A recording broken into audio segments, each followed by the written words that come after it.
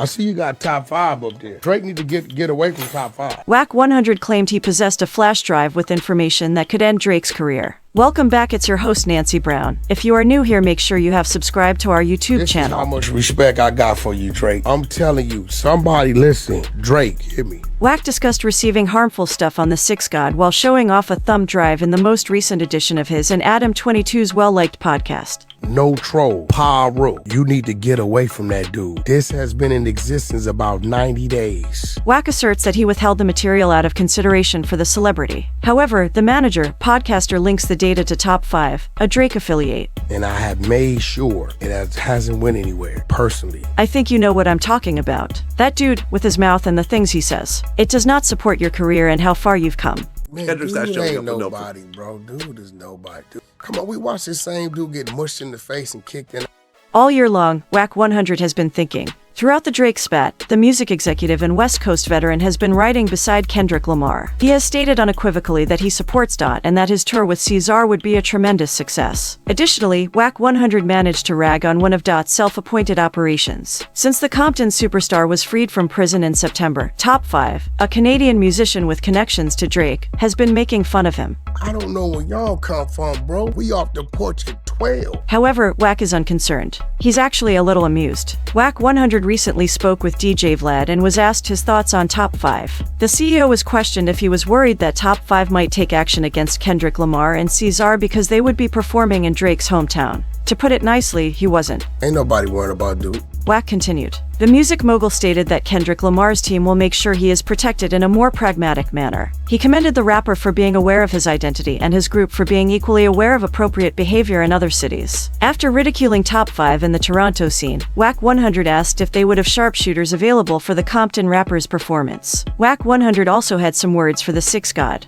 Drake ain't in control of Toronto, QC ain't stopping that show, he noted. Either it was a myth or how much pull he had. Wack posited that Toronto listeners may be changing up on Drizzy and shifting their allegiance toward Lamar. Out with the old, the veteran exec posited. It's a new king here. Wack 100 also theorized that the fans are going to go crazy when Lamar plays his smash hit diss, not like us, in Toronto. The same thing that's gonna happen at the Super Bowl, he quipped. For obvious reasons, it will be fascinating to see what kinds of advances result from that when the time finally comes. But only hours after Lamar revealed the Grand National Tour, the juicy side tales are already starting to surface today. Recently, Top 5, a local Canadian rapper who has always been on Drake's side, responded to this big reveal. You could argue that he may hate Lamar as much as the boy, and he has made it known how much he hates him. His views on the Compton MC are generally against a popular belief, and this one is no exception. A stadium tour is what this grand national trip is. As a result, a lot of security, possibly medical staff, and other types of assistance will be needed. Regardless of the size of the performer, it is a must for any entertainment facility. In light of that, this Top 5 take will undoubtedly make you crazy. He believes that without any kind of protection, he will begin to admire Kendrick Lamar. Writing on an Instagram story post, he says, "I'll respect him if he comes with no police escort." The internet has been quick to point out how asinine that request is. Given how strongly Top 5 supports Drake, it's a little hard to believe anything he says these days. During their roast session, Kendrick supporters also brought up the topic. The nigga dropped the album talking about